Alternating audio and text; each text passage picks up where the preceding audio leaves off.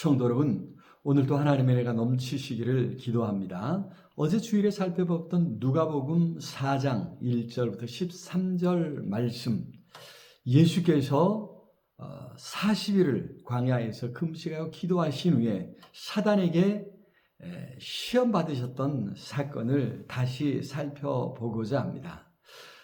우리는 사순절을 맞이했습니다. 사실 우리 개신교, 특히 장로교는 부활의 기쁨을 강조하기에 상도적으로 사순절에 관심을 기울이지는 않습니다. 하지만 종교개혁자들이 껍데기만 남은 어떤 제도의 형식은 타파하면서도 원래 의미를 되살리고자 노력했던 것을 기억합니다. 자, 그래서 사순절을 통해서 성도들이 추구하고자 했던 것이 무엇인가를 이해하는 것도 중요하겠죠. 사실 전통적으로 교회가 사순절을 지키며 가장 중요하게 여겼던 것 중에 하나가 금식하는 것이었습니다. 오늘 4장 1절 2절에도 보니까 예수님께서도 성령에 이끌리시어 성령의 충만함을 입어서 광야에 가서 40일을 금식하며 기도하셨다고 했습니다. 자, 그러니 우리가 이 사순절을 어떻게 보내야 할 것인가 한 번쯤은 생각해 봐야 되겠죠.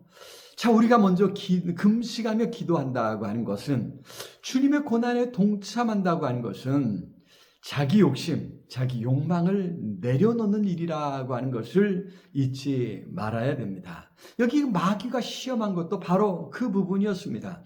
가장 먼저 마귀는 금식하며 굶주렸던 예수님에게 돌로 떡을 만들어 먹으라 이야기하고 있죠. 의식주 문제입니다. 있어도 그만 없어도 그만이 문제가 아니죠. 꼭 있어야 할 것인데, 그럼에도 우리는 세상에서 이 문제로 얼마나 어려움을 당하는지 모릅니다. 먹을거리가 없으면, 더 나아가서 돈이 없으면 그냥 불편한 정도가 아니죠. 생존의 위협을 받습니다. 더 나아가서 돈이면 다 되는 세상이 아닙니까? 그런데 예수님은 그런 세상임에도 우리에게 분명히 말씀하시기를 사람이 떡으로만 살 것이 아니라 말씀하셨습니다. 그렇습니다. 우리는 세상에 살면서도 늘 떡으로만 사는 세상이 아니라는 것을 기억해야 됩니다. 그리고 떡으로 대표되는 무언가를 얻고자 했을 때 어떤 방법으로 얻을 것인가, 그것을 정말 내가 받아 먹어도 될 것인가를 생각해야 되겠지요. 두 번째로 마귀가 예수님을 시험한 것은 높은 산에 데려가서 천하만국을 보여주면서 자기에게 엎드려 경배하기만 하면 그 모든 것을 주겠다 합니다. 세 번째 시험한 것도 비슷한데, 예수님을 성전 꼭대기에 세워놓고는 뛰어내리라고, 그러면 하나님께서 다치지 않도록 천사들을 보내셔서 떠받들어 줄 것이다 이야기합니다. 자, 예루살렘 성전은 항상 사람이 붐비는 곳이었습니다. 거기서 뛰어내리고 천사들이 받아서 보호해 주었다고 한다면 금방 많은 사람들에게 알려지고, 그래서 많은 사람들이 따르지 않겠습니까? 그렇게 세상적 환대와 영광을 누리는 영웅적 삶을 살 길이 열린다는 것입니다. 얼마나 쉽습니까? 땀 흘리지 않고 쉽게 해결할 수 있는 길이 널려 있다는 것입니다. 사실 우리가 세상에서 조금만 눈 돌리면, 조금만 타협하면 쉬운 길은 얼마든지 찾아볼 수 있습니다. 세상에서는 그렇게 유혹하는 것들이 많이 있습니다. 순간순간 조금만 생각을 돌리면 된다는 것입니다. 어떻게 해야 될까요? 고민하지 않을 수 없습니다. 그러나 그런 유혹이 다가올 때 우리는 고민해야 하는 것입니다. 그러한 유혹 앞에서 우리는 꼭 금식하며 기도하지 아니할지라도 내 욕심, 내 욕망을 내려놓고 하나님의 뜻을 구하며 하나님이 기뻐하시는 일이 무엇인지를 생각해야 될 줄로 믿습니다. 그래서 우리는 두 번째로 사순절에 우리 주님의 고난에 동참하면서 나는 누구인가, 나의 정체성을 분명히 하는 기회로 삼아야 됩니다. 3절에 사단은 이야기하기를 내가 만일 하나님의 아들이었거든, 9절에서도 내가 만일 하나님의 아들이었거든 이렇게 이야기합니다. 예수님이 하나님의 아들이라 인정하지 않는 거죠. 할 수만 있다면 마귀는 예수님을 끌어내리고자 했던 것입니다.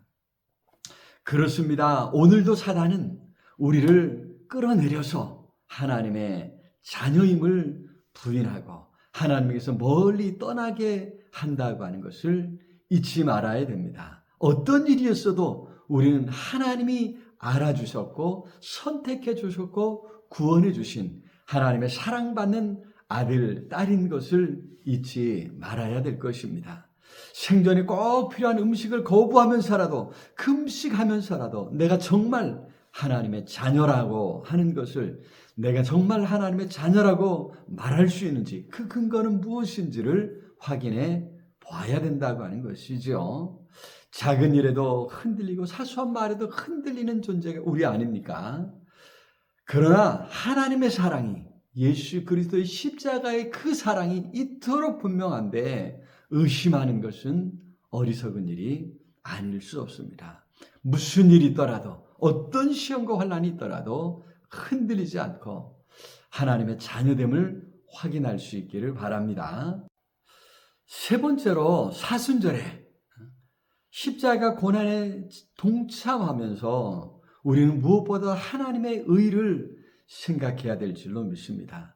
13절에서 그렇게 시험하던 마귀가 얼마 동안 예수님을 떠났다고 했습니다. 그런데 그렇게 마귀가 떠나가자 예수님은 곧바로 사람들을 찾아가셨고 사람들 안에 하나님의 나라가 이루어졌다 선포하시면서 하나님 나라가 어떤 것인지 가르쳐 주셨고 또 병든 사람들을 고쳐주시며 배고파 굶주린 사람들을 먹여주시면서 하나님 나라가 어떤 것인가를 직접 보여주셨습니다. 그렇습니다. 예수님은 그렇게 금식하며 하나님 앞에 엎드렸던 그 시간에 하나님의 뜻이 무엇인지를 생각했던 것이고 그리고 바로 가서 하나님의 뜻을 실현하셨던 것입니다. 왜 금식하며 왜 우리가 기도합니까? 뭔가 간절히 원하는 것이 있어서가 아닙니까? 그렇다면 우리가 무엇을 원해야 합니까? 또 그것을 어떻게 얻어내야 합니까? 이사야 58장 6절에 내가 기뻐하는 금식은 흉악의 결박을 풀어주며 멍에의 줄을 끌어주며 압제당하는 자를 자유하게 하며 모든 멍에를 꺾는 것이 아니겠느냐. 또 줄인 자에게 내 양식을 나누었으며 유리하는 빈민을 집에 들이며 헐벗은 자를 입히며 또 내 권력을 비하여 스스로 숨지 아니하는 것이 아니겠느냐 말씀하고 있습니다. 그렇습니다. 하나님께서 기뻐하시는 일이 무엇인가를 생각하면서 우리 주변에 약한 사람, 고통받는 사람, 어려움을 당한 사람, 이러한 사람들을 찾아가는 힘을 얻기 위해, 능력을 얻기 위해, 지혜를 얻기 위해, 그러한 시간을 얻기 위해 우리는 하나님 앞에 나아가 기도하고 금식하고 그 능력을, 그 은혜를 힘입고자 하는 것이죠. 그 자리에 하나님이 함께 하시고 하나님의 뜻을 이루어 주실 줄로 믿습니다. 이 사순절에 우리 주님이 기뻐하시는 일이 무엇인지를 생각하고 주님의 고난에 동참하면서 그 뜻에도 함께하는 우리 모두가 될 수 있기를 기도합니다. 사랑의 주님, 심히 어리석은 나를 사랑하시고 나를 위해 십자가 고난당하신 주님의 그 큰 사랑을 생각하며 이 사순절에 나도 무엇인가 주님의 사랑에 주님의 그 고난에 동참하겠습니다. 주님의 그 고난에 동참해서 금식하며 기도할 때 내 욕심, 내 욕망 다 내려놓고 주님의 뜻을 행할 수 있도록 붙잡아 주시옵소서. 예수 그리스도 이름으로 기도드리옵나이다. 아멘. 오늘도 우리 주님 안에서 승리하시길 기도합니다. 사랑합니다.